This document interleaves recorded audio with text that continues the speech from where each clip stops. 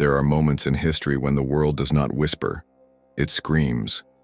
But not through words, not through speeches or banners or breaking news. It screams through fire, through crumbling walls and burning cities, through the eerie silence left in the wake of a severed connection. A blackout not only of internet, but of breath, of certainty, of direction. And yet, if you listen closely, beneath the ash and rubble, beyond the bombs and beneath the smoke, you may hear something else, a message. A whisper not from the mouths of men but from the soul of the earth, from the buried heart of a people, from a place far older than any nation and deeper than any war. This is not a video about politics. This is not a lecture on geopolitics, nuclear programs, or strategic alliances. This is about something most cannot see, and fewer still can feel, until their own foundations begin to shake. Because when the bombs fall, something ancient rises. When fire erupts on the surface of the world, it often echoes a fire long ignored in the hearts of the people and within each of us. This fire is not only destructive, it is alchemical. It is the fire that comes not to punish, but to purify. It doesn't ask permission. It arrives when the soul, individual or collective, has become so clouded, so stagnant, so out of alignment with truth, that only fire can reveal what remains unburnable. And it begins with silence. Have you noticed it? That chilling stillness that comes not just from a city going dark, but from the soul of the collective entering a sacred pause? The silence that descends not from peace, but from absence. From being disconnected, not just from the outside world, but from within. No scrolling, no updates, no signal, no distractions, just presence, just breath, just the raw ache of reality, unfiltered. This is the silence of exile, but also of initiation, a forced return to the temple within. And what we call a blackout may in truth be the very thing that brings us back into the light of inner sight. When the noise of the world vanishes, the soul is heard. Across the oceans, some watch this conflict unfold with horror, others with numbness, some with fatigue, yet another chapter in an endless book of fire.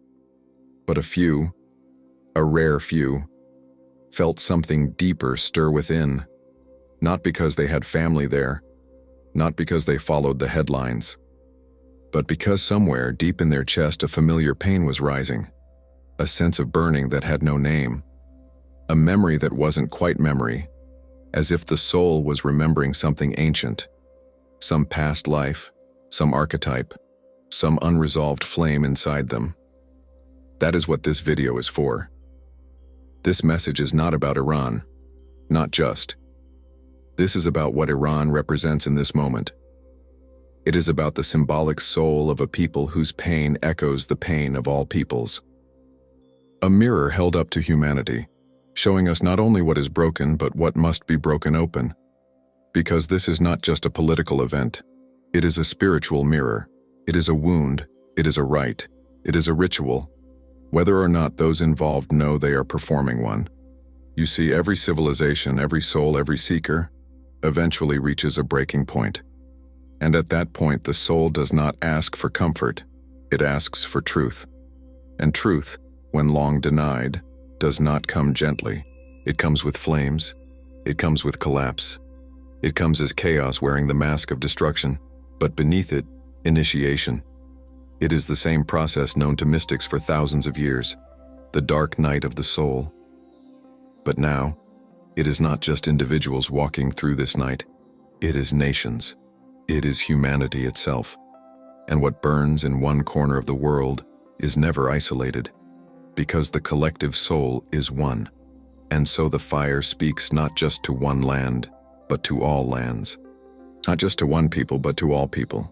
To you, to me. It asks, what in your life is burning? What structure in your being is collapsing so that something ancient may rise again? What silence have you avoided until the universe forced it upon you? What are you being called to see now that the smoke is clearing? In the pages that follow, we will not analyze headlines. We will walk through archetypes. We will step inside the myth beneath the news, the energy beneath the event. Because fire is never just fire, bombs are never just bombs, and silence is never just silence. So if you feel that something in the world is shifting, and something in you is echoing that shift, then this message is for you. Let's go deeper. Let's step beyond the bombs.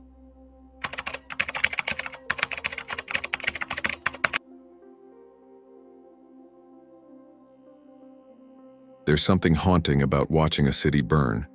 It doesn't matter if the flames are real or symbolic, whether it's a forest, a nation, or a belief system. When the fire comes, something ancient stirs in us. Because fire has never just meant destruction. Long before bombs and missiles, fire was ritual. It was initiation. It was the place where what no longer served was offered to something higher, and what was essential, what was eternal, remained. So when we see explosions light up the sky over ancient lands, when we hear the rumble of war echo through valleys where prophets once walked, something deep inside the human soul remembers. It remembers that fire, when it arrives, speaks a language older than words, and what it says cannot be printed in headlines. Because the fire doesn't just tell us what is burning over there, it tells us what is burning within. When we witness the burning of a nation, its buildings, its systems, its symbols, what we are often seeing is the outer reflection of an inner initiation. The soul of a people, and of the world, is being forced into confrontation. With what? With everything it has denied, everything repressed, everything ignored, everything swept under centuries of ideology, fear, pride, trauma, and forgetting. Because the soul has limits. It can endure injustice. It can survive oppression. It can even bear silence. But it cannot bear the lie forever. And when a lie has lived too long, personally or collectively, when the truth has been buried too deep, the soul will do what the ego fears most. It will burn down the house, and it won't ask for permission. So when we look at what's happening in places like Iran, at the flames rising over Isfahan, at the rubble in Natanz, at the haunting silence after a missile strike, we must ask not only, who did this, but more importantly, what part of the collective human soul called this into being? Because energy always seeks expression, and what cannot rise in light will erupt in shadow. What cannot be voiced in peace will scream in fire. And here is the mystery most will miss. Sometimes the fire is not an attack. Sometimes it is a message. A message written in smoke and light, in pain and ash, in symbols only the soul can decode. The question is not whether fire is good or bad. The question is, what is it trying to purify? What illusions is it consuming? What dead structures is it liberating us from? What truths is it forcing into the open? And if we stop for a moment, if we sit with the ache behind the headlines, we may realize the fire is not only theirs, it's ours. You may not live in a war zone. You may not hear the sirens. You may not have lost your home, your family, your breath under rubble, but you feel it. A quiet burning in your chest. A sense that the ground beneath your life is shifting. That something is ending, and something is trying to begin. And just like the world outside, you may find that certain parts of your inner world no longer stand. Old dreams, outdated roles, false beliefs, entire parts of your identity that once felt safe, now feel scorched. Why? Because the soul no longer wants to live in a house built by fear, and so it invites the fire, not out of cruelty, but out of love. Because what the soul truly desires cannot always be reached by comfort. Sometimes it must be carved out through loss, through surrender, through transformation. We live in a world obsessed with control, with preservation, with holding everything together, even as it crumbles. But the soul speaks a different language. It says, let it fall, let it burn. Let what is false return to ash, so that what is true can rise. This is not passive nihilism. This is not giving up. This is sacred release. The way forests clear underbrush so new life can emerge. The way the phoenix collapses into flame before it ever learns to fly again. And when the world around us is on fire, it's often a sign that we, as a collective, have reached the edge. Not the end, but the edge. The edge of a cycle. The edge of what's tolerable. The edge of forgetting. And in that moment, we have a choice. Will we run from the flame, or will we walk through it? Eyes open, soul present, ready to hear what it came to teach. This is what the mystics knew. This is what ancient initiates were trained to understand. That the fire is not the enemy. It is the threshold. And while the world may label it tragedy, those with eyes to see, those whose hearts are still soft, know better. They know that when the world burns, the soul is speaking, and it is not shouting hate. It is whispering truth, the kind of truth that doesn't fit in speeches, the kind of truth that doesn't side with empires or flags, the kind of truth that burns away everything except what is essential. So the only question left is this: are you listening?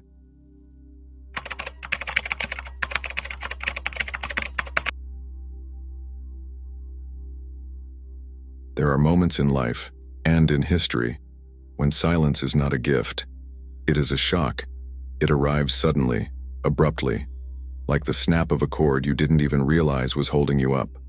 One moment, everything is connected. The lights, the voices, the endless stream of updates. And the next, silence. No signal, no reply, no sound but the echo of your own breath. That's what happened in recent days. Entire cities fell into darkness not because of nightfall, but because something invisible was severed. The internet, gone. The voices, gone. The outside world, gone. And in that vacuum, something far older emerged. Not panic, not even clarity, but presence. Raw, unfiltered, unavoidable. Because silence, when it is forced upon us, becomes a mirror. It reflects everything we've been too busy to hear. The mystics knew this silence. They cultivated it in caves, deserts, mountaintops. They stripped away sound and stimulation not to suffer, but to hear the whisper beneath the noise. But in today's world, we don't go to the cave. The cave comes to us. And sometimes it looks like a blackout, a power outage, a shut door, a missed message, a broken system. And while on the surface it feels like chaos or failure, on a deeper level, something sacred is being restored. You see, we live in an age addicted to noise, to signal, to movement, to scrolling, to never being alone with ourselves for longer than a few seconds. Even spirituality in many forms today has become noisy. Mantras and music and teachings and lives and reels and courses and commentary. It never stops. But the soul speaks in a different tone. The soul doesn't shout. It doesn't beg for attention. It waits. And it speaks in silence. So when that silence is forced upon us, when the lights go out, and the screen goes dark, and the stream goes quiet, the soul is finally heard, and what it says is not always comfortable. Because here's the truth. Silence reveals what we've been avoiding. It brings up the emotions we've buried, the questions we've delayed, the truths we hoped the noise would drown out. It is in silence that grief rises, that fear shows its face, that longing becomes unbearable, that unresolved parts of ourselves, personal or collective, begin to surface. And this is precisely why silence is sacred, not because it feels good, but because it is true. Now imagine this not on the level of a person, but on the scale of a nation, a people, a city, millions of souls, suddenly disconnected from the world. No news, no sharing, no outlet, no distraction. What happens? First, panic, then stillness, and then emergence. Because when we are cut off from the outside, we are returned to the inside. And the inner world is not always quiet.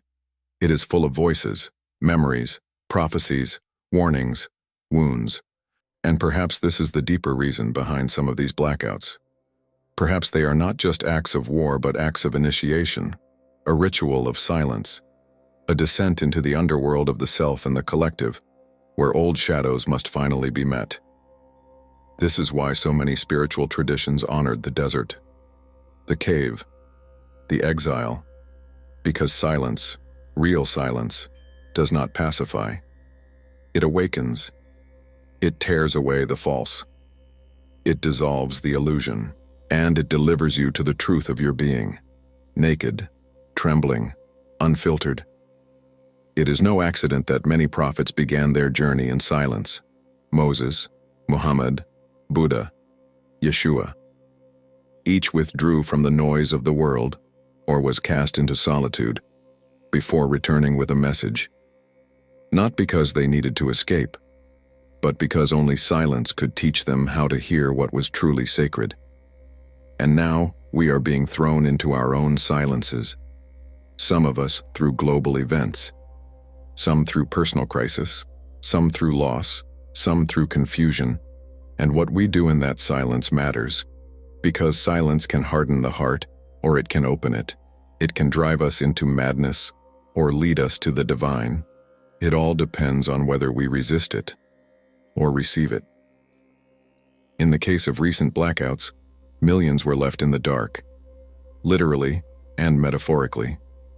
But perhaps this darkness was not a punishment. Perhaps it was a pause, a rupture in the fabric of modern life, through which something ancient could slip in, not to harm, but to remind us of the power of stillness, of presence, of truth unspoken, of wisdom that comes not in headlines, but in heartbeat. And so the question is not, when will the noise return? The question is, what did we hear when it was gone? Because whether you've experienced a literal blackout or not, you've known your own silence. Moments when life went quiet, when the phone didn't ring, when the plans fell apart, when the friends disappeared, when the meaning evaporated, and in that silence, something sacred was possible. A reorientation, a return, a reconnection to what actually matters. So the next time the world goes dark, the next time the signal dies, the next time silence wraps around you like a thick veil, don't panic. Breathe. Listen. Because silence isn't empty. It's full of answers. And if you listen closely enough, you may hear something extraordinary, not from the world, but from the soul. From your soul. From the soul of a people. From the soul of the earth itself. Because silence, when fully received, becomes revelation.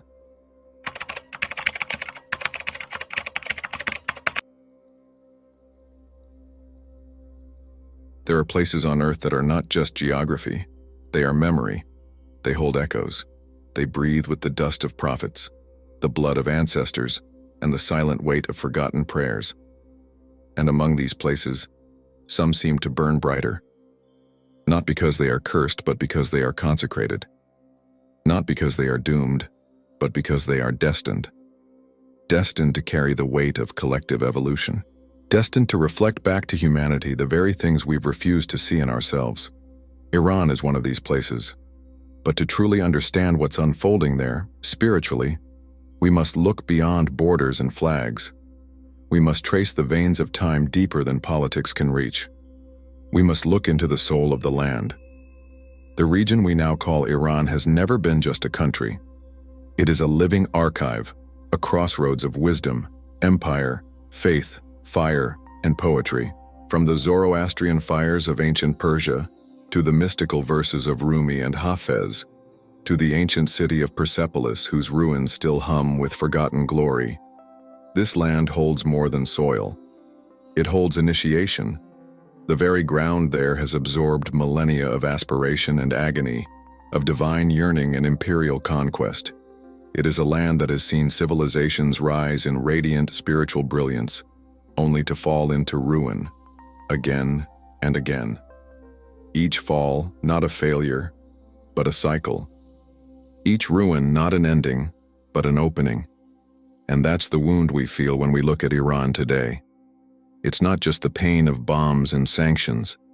It's the ache of something ancient, buried, calling to be remembered.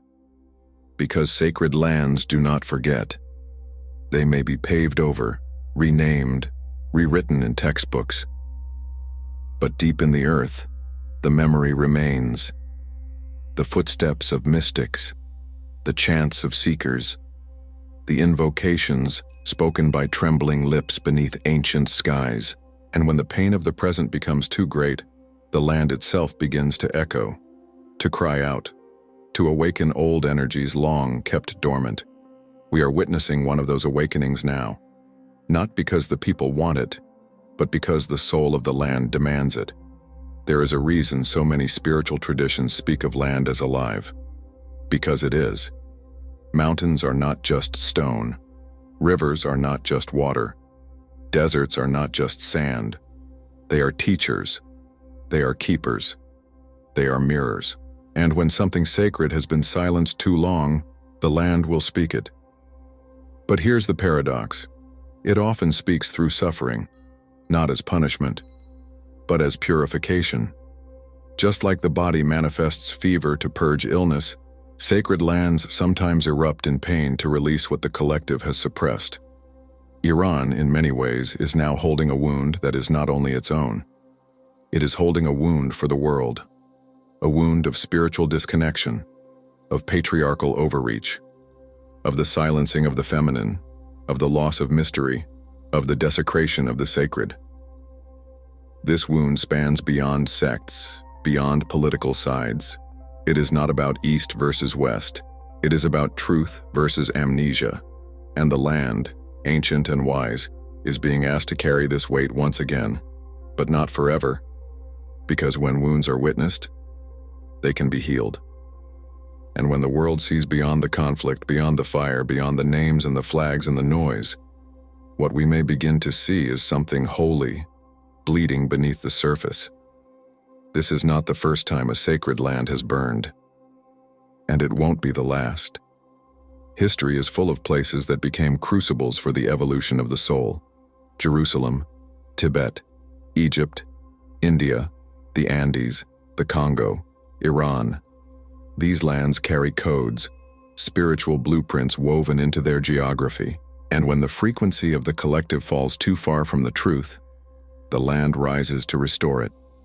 Sometimes through wisdom, sometimes through war, sometimes through silence, sometimes through fire, always through transformation.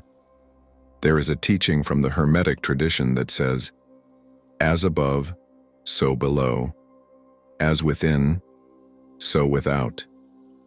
But the second half is often forgotten.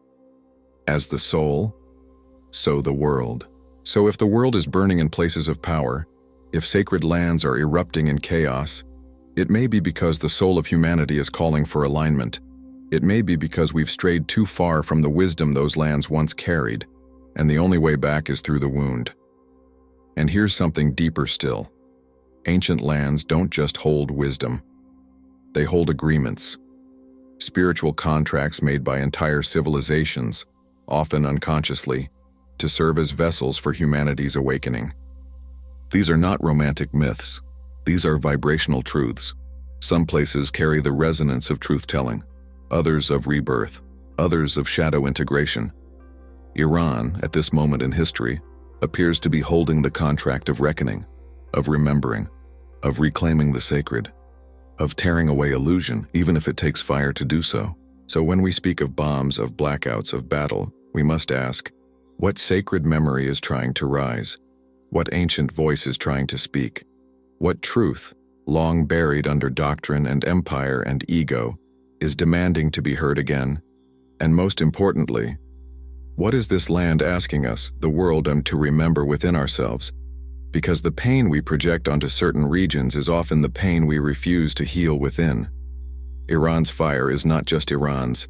It is a reflection, a transmission, a call to awaken not only to global injustice but to personal disconnection. A call to return not only to political awareness, but to spiritual presence. A call to walk not only through the ruins of nations, but through the ruins of our own amnesia. Because sacred lands don't burn in vain.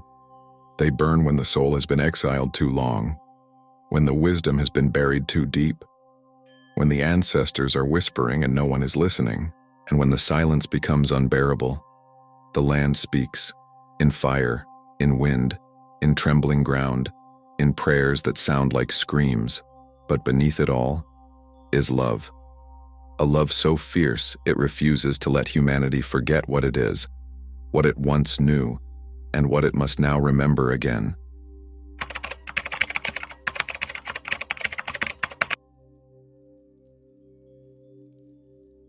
There are nights that stretch beyond sleep, nights where the world doesn't just dim, it descends. Into confusion, into shadow, into a space where nothing seems to make sense anymore. These are not just personal nights.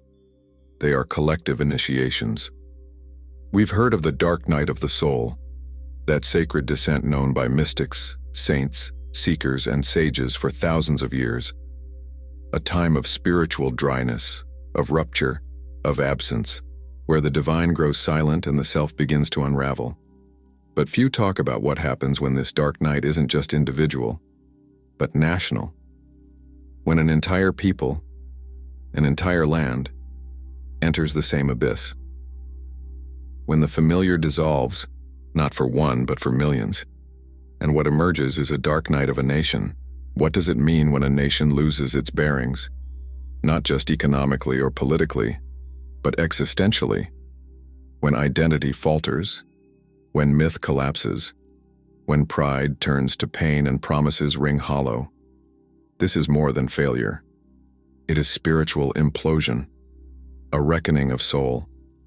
It is the moment when everything constructed in the outer world no longer sustains the inner. When the beliefs that shaped a country become too brittle to hold its emerging truth. When the stories that gave meaning to suffering no longer ring true.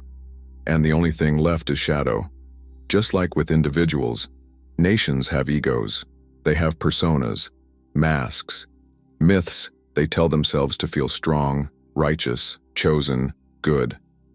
Some of these myths are beautiful, others, brutal. But all masks, no matter how noble, eventually crack. Because evolution does not serve illusion, it serves truth. And when a nation has wandered too far from its soul, from its deeper spiritual contract, a rupture must come. That rupture is what the mystics called the night. In this night, light is not removed, it is withdrawn. The comfort of old identities fades. The strength of past narratives no longer uplifts. The connection to purpose weakens. And this is where grace begins its most difficult work. Because this night is not punishment. It is purification.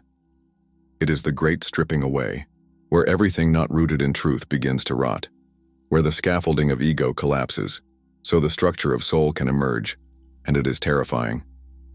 For a nation, this may look like leadership unraveling into contradiction, institutions breaking under the weight of their own corruption, protests that ignite like wildfires with no clear resolution, generations losing faith in the path they inherited, old religions being questioned, histories being rewritten, enemies appearing not just from without, but from within, and a deep, collective ache that cannot be named. In truth, this is a death, not of the people, not of the land, but of the false self of the nation, the version of itself that no longer holds, the image that no longer reflects the deeper reality, the narrative that served its time and must now be released. The mystics would say, the soul enters the night not to be lost, but to remember what cannot be found in the light. In the case of a nation, this means returning to something primal, something unshaped by ideology, something older than statecraft. It means feeling the living presence of a people, beyond systems, beyond history books, beyond flags. It means allowing the grief to rise, not just grief over bombs or sanctions or betrayals, but grief over disconnection, grief over forgetting what it means to be sacred, grief over how far we've drifted from wholeness, grief over what we once knew and no longer remember.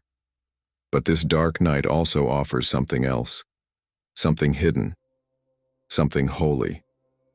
A door, a passage, an opportunity to reimagine not just policy but identity, to ask not who are we politically but who are we spiritually, not what is our power, but what is our purpose, not how can we dominate, but how can we serve. Because the true test of the dark night is not whether you can endure it, but whether you can let it teach you. And here's where the mirror turns back to us. Because when one nation enters the night, it often reflects a collective condition. Just as Iran now burns, how many other nations are teetering on the edge? How many are hollowed out by lies? How many are addicted to their own myths? How many pretend they are thriving, while their soul cries silently in the streets? And how many of us, as individuals, have been seduced into believing that national identity is spiritual identity, that a passport is destiny, that patriotism is purpose, that the divine speaks in our language alone? But the dark night shatters those illusions, because in the night there is no country, there is no border, there is no superiority. There is only the soul, trembling, longing, stripped bare. And that soul, whether in Tehran or Tokyo, in London or Lahore, in Sao Paulo or San Francisco, wants only one thing: to return, to realness, to remembrance, to resonance with the divine. So what can we do? When we witness a nation entering this sacred crisis, what is asked of us? 3 things. 1. Witness. Don't romanticize. This is not spectacle. It is sacred. Honor the pain, but don't reduce it to metaphor. Real people are suffering. The soul bleeds through them. 2. Listen for the archetypes. What deeper pattern is playing out? Is this the death of the hero, the rise of the orphan, the cry of the exiled mystic? These archetypes reveal what the surface conceals. 3. Reflect it inward. Where in you is the light gone? Where is confusion the teacher? Where has your soul grown tired of the masks? Because the night calls not only to nations, but to each of us. And so we sit here together, watching the flames from afar, feeling the weight of a land we may never touch. And yet somehow it touches us, because the soul knows no distance. And what one nation lives through in shadow, the world echoes, quietly, perhaps unconsciously, until we are ready to awaken too. And when we are, the night, though long, will have done its work, and we will rise not as before, not as what we were, but as what we were always meant to be.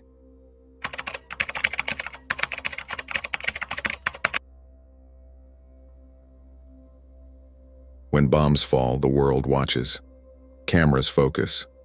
Reporters speak in hushed, urgent tones. Maps are redrawn in the minds of millions. And in living rooms far from the blast zone, people shake their heads, perhaps in sorrow, perhaps in silence before turning away. But what if we didn't turn away? What if we sat with it?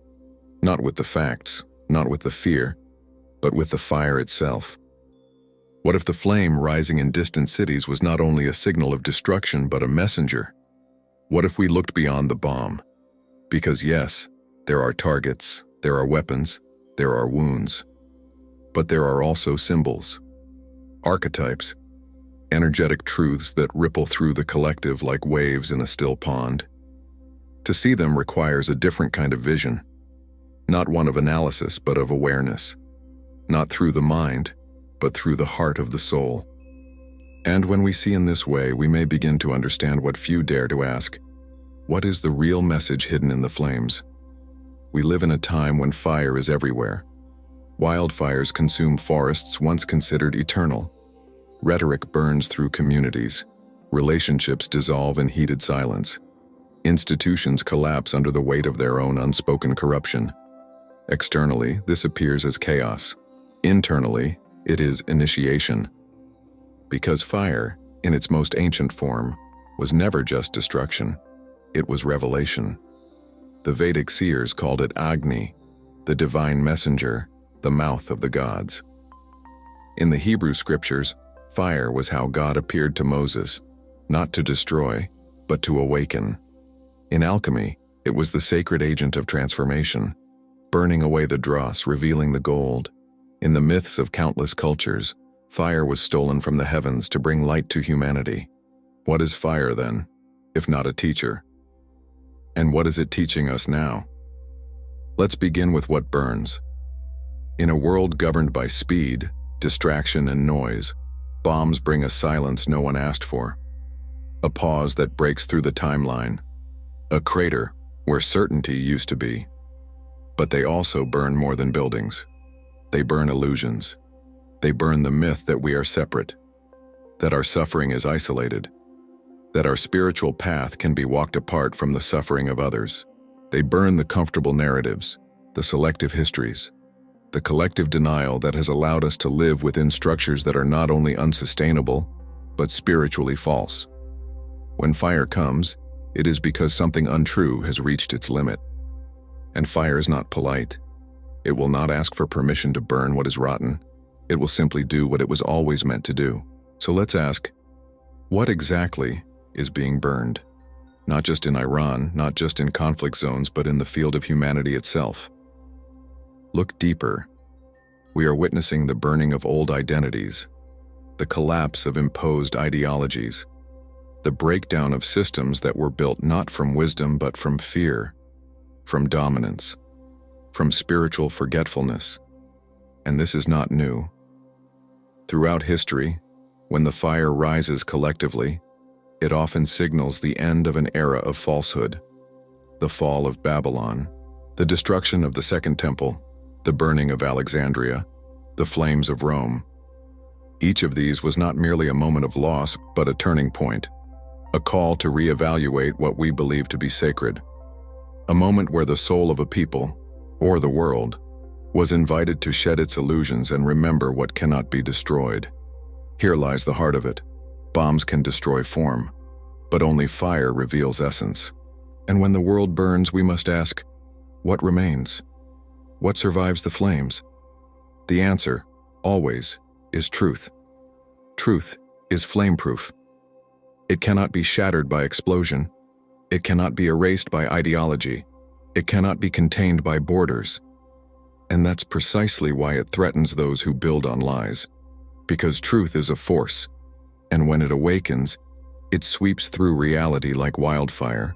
So if we look at the world right now and see destruction, what we are really seeing is the awakening of truth, beneath the resistance of a dying illusion. But let us go even further. What if the fire is not just about the world? What if it is also personal? Because what burns out there also burns in here. The soul is not separate from the world.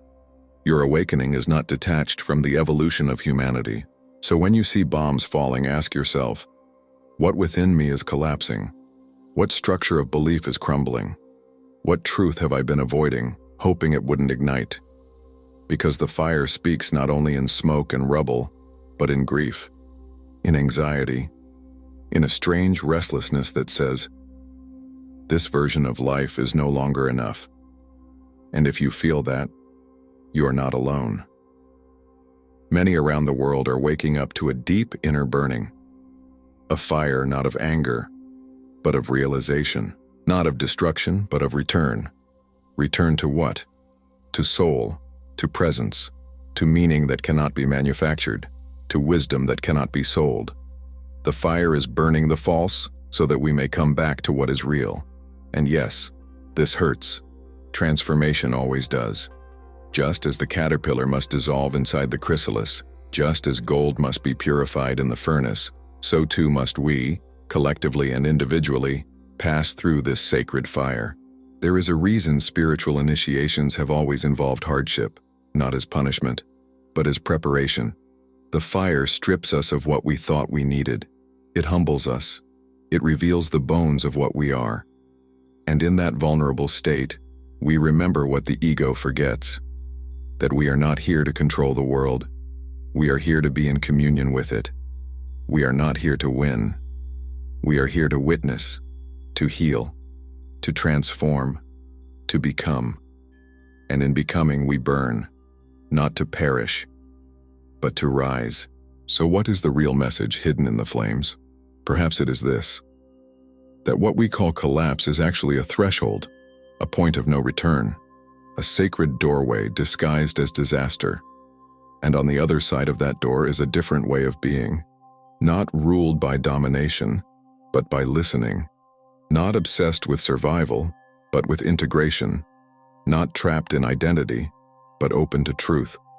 A truth that says, we are not separate, we are not immune, we are not powerless, we are part of something ancient, and we are being asked to remember, not later, now.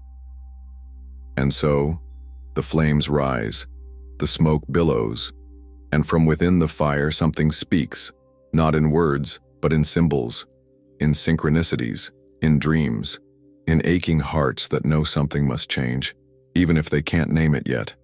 If you feel that ache, you are not broken. You are being called. If you see the burning and feel not fear, but a strange sense of sacred urgency, you are remembering. Because the soul speaks through flame, and when the world burns, it is not just a warning, it is a summoning.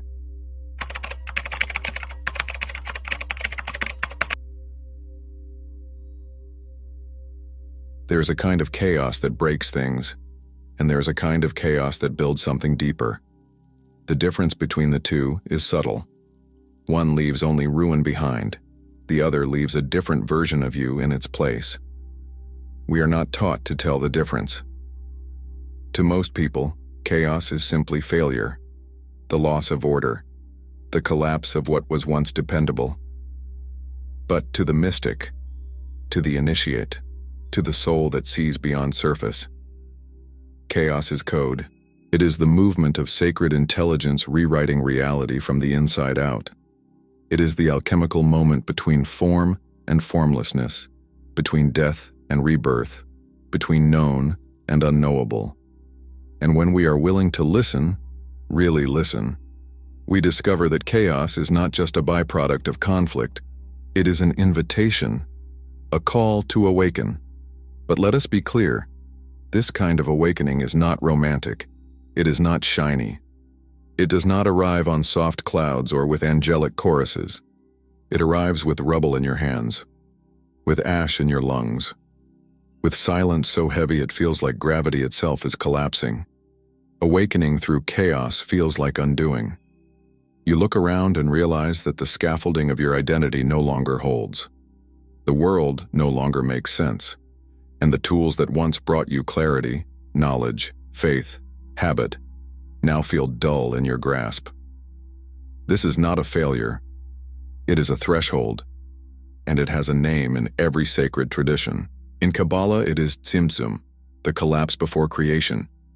In Hermeticism, it is solve et coagula, dissolve so that you may recombine. In alchemy, it is the nigredo, the blackening, the dark phase where ego dies. In Buddhism, it is sunyata, emptiness, the groundless truth of all things. In your life and in our world, this moment is here, not metaphorically, literally, and it does not come to punish us. It comes to reveal what we were too afraid to change on our own. Think of a forest, overgrown, heavy with dead branches, choked by its own history. Then, lightning. Flames roar through the underbrush, trees fall, the air thickens with smoke. But what rises weeks later? Green shoots, new life, a freshness that could not grow until the old had been cleared. This is chaos in its highest function. Creative destruction.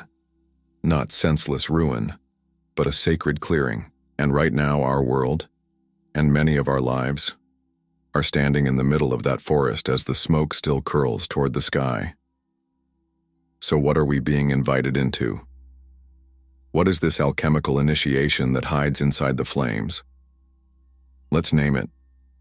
We are being invited to release the myth of control, to recognize that the order we cling to was never truly alive. It was maintenance, management, a choreography of suppression. We called it safety. We called it progress. We even called it peace. But if it must be enforced to exist, it is not peace, it is containment. Chaos comes to shatter that container, and in doing so, it forces a question. What inside you only feels safe when the world is predictable. That's the ego, and it is terrified right now. Because chaos reminds us that nothing is guaranteed, but it also reminds us that everything is possible. To awaken through chaos is to accept that you are not who you were taught to be. You are not a name, not a role, not a nationality, not a spiritual persona carefully curated to avoid discomfort. You are process. You are transformation.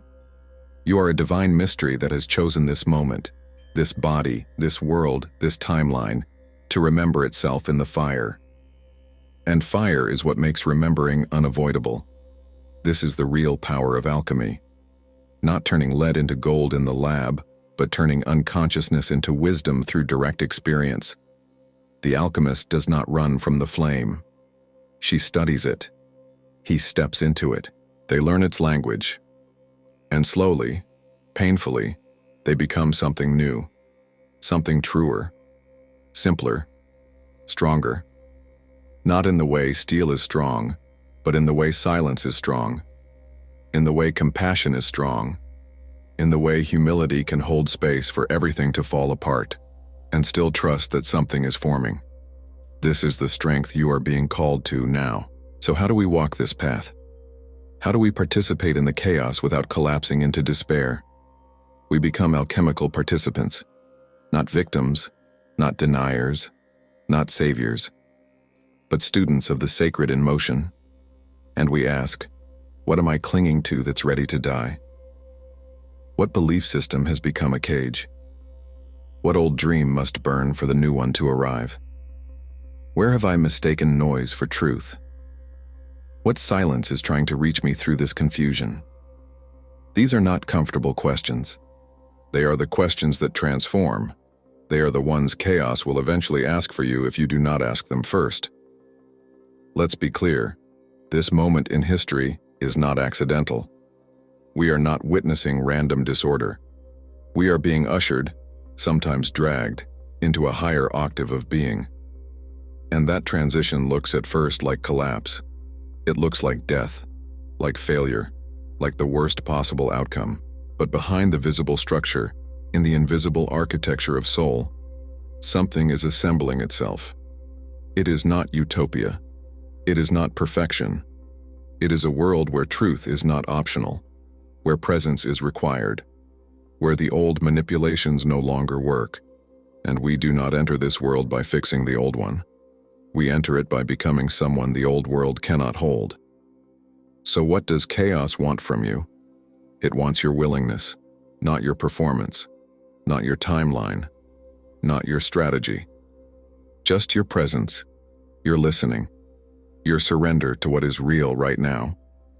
Even if what is real is confusing, painful, or utterly unclear. Because in the furnace of chaos, clarity is not immediate.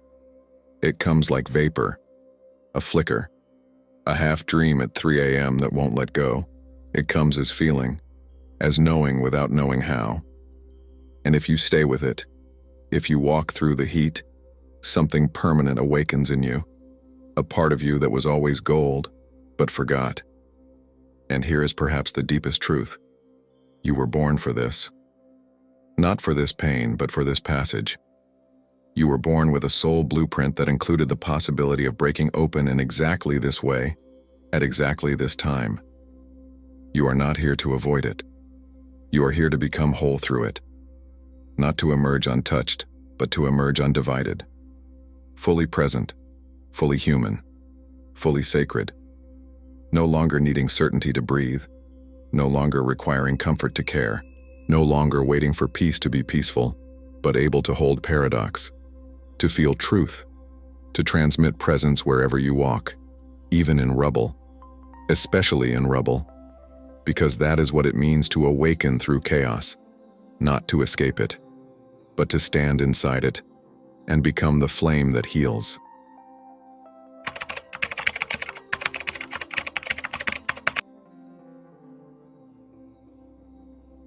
When the fire is over and only the wind remains, there is a silence that falls, not as absence but as presence.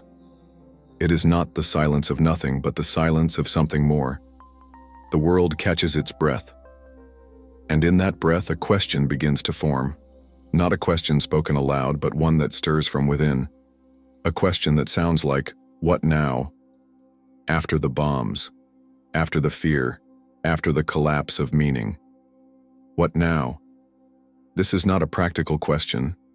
It is a spiritual one, because the real work does not begin in the explosion.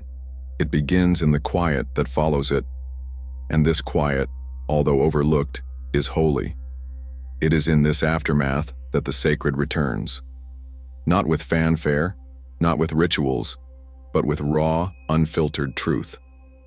Truth that arrives in the form of clarity, humility, and deep inner listening. And for those who are willing to listen, this moment is a threshold. The end of war is not peace. It is a choice. A moment to decide what kind of world we will build from the ashes. A moment to decide what kind of person we will be. After everything has been stripped away, many will rush to rebuild, to reassemble what was lost, to return to normal. But the mystic, the seeker, the soul that has seen through illusion, does not rebuild what collapsed. They ask why it collapsed. They ask what in them was ready to fall. They ask what truth was waiting behind the fire to be born. Because the sacred does not long for restoration. It longs for remembrance. Not the remembrance of history, but of essence, of what we truly are, of what was buried beneath systems, roles, ideologies, distractions. And now, the ground is open. Now the noise has quieted just enough to hear the signal that has always been there. It is the call back to soul, not in theory, not as a belief system, but as a living, breathing way of being, a way of seeing life as sacred again, seeing time as sacred, seeing suffering as sacred, not because we glorify it, but because it invites depth, because it breaks us open, because it returns us to what matters most. This is the opportunity that waits when the dust settles. It is not comfort, it is clarity, and that clarity will feel different than anything you knew before. It does not shout, it does not sell itself. It simply is. It is the stillness behind all movement, the presence behind all change, the witness behind all identity. And it says, there is more to you than what was burned. There is more to us than what was destroyed. There is something within us that cannot be taken, not by war, not by loss, not even by death.